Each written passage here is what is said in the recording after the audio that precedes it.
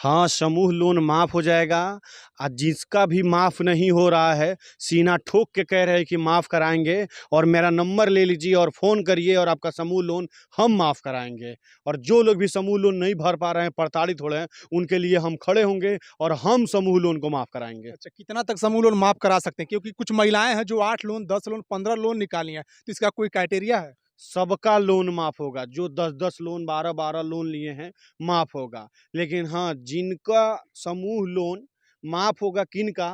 जो लोग भरने में असमर्थ हैं, जिनके अच्छा। पास पैसा नहीं है और कोई रास्ता नहीं है। जो लोग समूह लिए हैं, वो जमा करें, जमा करके उनको आगे समूह मिलेगा। जो जिनका दिवालिया निकल गया है, उनके पास कोई रास्ता नहीं है समूह भरने का, उनका समूह माफ़ कराएँगे या सीना ठोक के कह रहे हैं कि हम माफ़ कराएँगे, मेरा नंबर डाल दीजिएगा स्क्रीन पे और फ़ोन करेंगे ग्रुप में तो हम उनका समूह लोन माफ़ कराएँगे। देखिए भाई साहब ये बोल रहे हैं कि हम सीना ठोक के कहते हैं कि हम समूह लोन जो है वो माफ़ कराएँगे और ये कह रहे हैं कि 8 लोन, 10 लोन जो लोग लिए हैं, उनका माफ़ कराएँगे। ऐसा लोग और उसके विश्वास साथ करेंगे? जानते हैं और क्या हाँ, कराएँगे? बताइए। जो भी एजेंट महिलाओं को बोलता है कि धंधा करके लाओ, हुँ। ज़हर खा लो, कोई भी प्रताड़ित महिलाओं को करता है, उस एजेंट के ऊपर कार्रवाई कराएँगे कि कोई ऐसा एजेंट किसी महिला का ना बोले। किसी एजेंट को अधिकार नहीं है, आरबीआई ने माइक्रो फाइनेंस कंपनियों को लाइसेंस दिया है और किसी भी लाइसेंस में गाइडलाइन में ये नहीं लिखा है कि जो महिलाएँ अगर किश्त नहीं जमा करेंगी, उनके दरवाजे पर 10 बजे रात तक बैठो, उनको गाली दो, प्रताड़ित करो और ज़हर खाने की धमकी दो। उसको जेल भिजवा के हम मानेंगे अगर जो भी एजेंट इस तरीके का अच्छा, करेगा। तो आज आज तक कहाँ थे आप? इतने दिन तक? कितनी महिलाएँ हैं जो आरोप लगा चुकी हैं एजेंटों पर कि जो एजेंट हैं वो गालियाँ देते हैं जब पैसे हम लोग नहीं दे पाती हैं तो? देखिए, उस समय तो हम रहते नहीं हैं, लेकिन जहाँ भी हम जाते हैं, वहाँ महिलाओं को जागरूक करते हैं और देखिए, जिस समय घटना घटता है, उस समय हम पहुँच पाएँ या ना पाएँ, लेकिन मेरे वीडियो देखने के बाद आप लोग जागरूक हो जाइए और आपको अपने हक की लड़ाई खुद लड़ना होगा। हर जगह तो मैं पहुँच नहीं पाऊँगा, लेकिन अगर मेरा वीडियो आप देखे होंगे, तो पूरा वीडियो देखिएगा, तो अपने हक की लड़ाई आप खुद लड़िएगा और वीडियो में वो सारी बातें बताएँगे कि किस तरीके से समूह वालों से आप अपनी हक की लड़ाई लड़िएगा। अगर जो एजेंट महिलाओं के साथ अभद्रता करता है, गलत टिप्पणियाँ करता है, तो उसके लिए क्या नियम और कायदे हैं? सबसे पहला काम कि जो भी महिलाओं के साथ ऐसा होता है, एक मोबाइल फ़ोन हर किसी के घर होगा, एक वीडियो बना लीजिए। वीडियो बना लीजिए कि जो एजेंट आपको गाली दे रहा है, भद्दी-भद्दी गालियाँ दे रहा है, प्रताड़ित कर रहा है, अगर फ़ोन पे कर रहा है तो रिकॉर्डिंग कर लीजिए। वही वीडियो और रिकॉर्डिंग के ज़रिए थाने में दरख़्वास्त डालिए और उसके ऊपर मुकदमा करवाइए, उसके ऊपर कार्रवाई होगी, वो जेल जाएगा।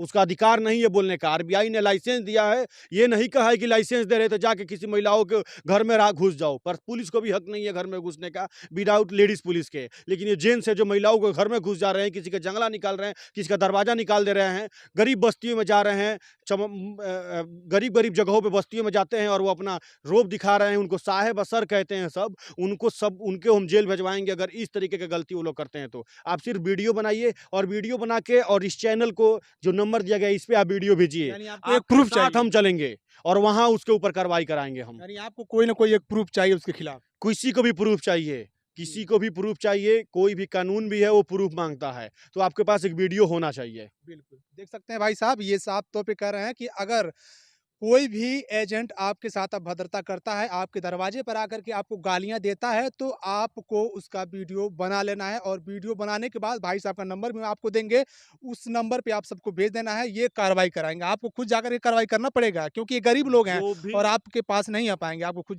चल के जाना पड़ेगा। ज़रूर हम आपके वहाँ आएँगे और पूरे लोगों को बैठा के और जिस तरह वो लोग मीटिंग करा के घंटों बैठाते हैं और वो आपको प्रताड़ित करते हैं, हम मीटिंग बैठाएँगे और घंटों बैठाने के बाद आपको इतना जोश और जुनून भर देंगे, आपका अधिकार आपको याद दिलाएँगे कि आप हमारे चले जाने के बाद आप खुद अपनी हक की लड़ाई लड़िएगा और आपके परिवार के लोग, आपके गाँव के लोग, मोहल्ले के लोग आपके लिए खड़े होंगे और लड़ेंगे। अरे भाई तो साहब हैं तो बैठेंगे नहीं। साहब है बैठे।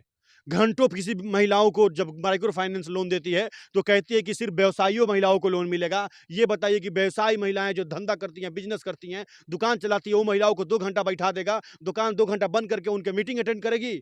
वहाँ पे वो प्रार्थना कराएँगे, प्रेयर कराएँगे और 2 घंटा, 3-3 घंटा प्रेयर कराते हैं, बैठाते हैं और कहानी किस्सा कहते हैं। लेकिन वो महिला अपने बिज़नेस नहीं करेगी। गलती महिलाओं का नहीं है। 10 लोन, 15 लोन लेने की क्या ज़रूरत है उनको? जब वो जानती हैं कि हमारे घर का इनकम 10,000 है, 5,000 है, हमारे घर का जो गार्जियन है वो जा कर के बाहर में मज़दूरी करता है, लेबर का काम करता है, ईंटा ढोता है, तो 10 लोन, 15 लोन लेने की क्या ज़रूरत है? यही यही सवाल का जवाब हम आज आपको देंगे। हर एजेंट यही कहता है कि ये महिलाएँ 10 लोन क्यों लेती हैं।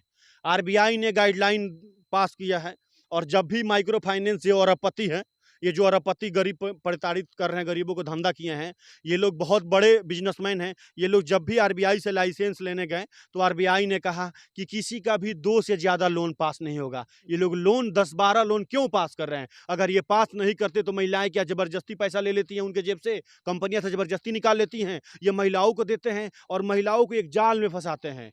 जो गरीब अनपढ़ महिलाएं हैं, ज़्यादातर गाँव ग्रामीण क्षेत्रों में शिक्षा का अभाव रहता है महिलाओं को अंदर।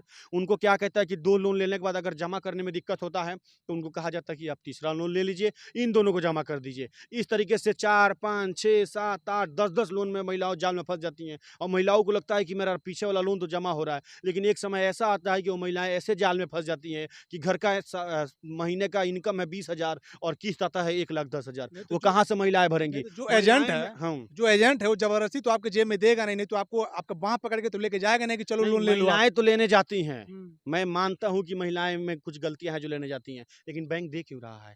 माइक्रो फाइनेंस क्यों दे रहा है? 2 से ज़्यादा नहीं देगा। 2 से ज़्यादा नहीं देगा तो पूरे भारत में बता रहे हैं कि ऐसा कोई केस नहीं आएगा, माइनर केस आएगा जो ये लोग जमा नहीं कर पाएँ। 2 से कम 2 से ज़्यादा लोन मत पास करिए, 2 ही लोन पास करिए कि महिलाएं प्रताड़ित ना हो और इस जाल में फंसे ना। चलिए ये तो बातें सब ठीक है, लेकिन आप बोल रहे हैं कि हम माफ़ कराएँगे। माफ़ कैसे होगा भैया? ये बताइए अब हमें मैं पहले। आपको पूरी प्रक्रिया समझा दूँ। ये बात आपको जब समूह लोन लेने जाते हैं, ये वहाँ ब्रांच वाले भी जानते हैं, लेकिन ये बात आपको नहीं बताएँगे। बता देंगे तो आप लोग जान जाइएगा, तो आप लोग बचिएगा, घर छोड़ के नहीं भागिएगा।